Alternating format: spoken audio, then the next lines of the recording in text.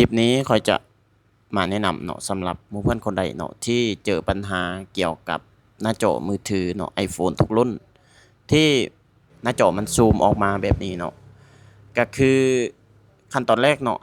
เราต้องเอา3นิ้วของเราจะนี้เนาะไปแตะที่หน้าจอเนาะ3ครั้งหลังจากนั้นปรับความซูมของมันให้มันลงมาเนาะหลังจากนั้นไปปลดไปกดรหัสเนาะ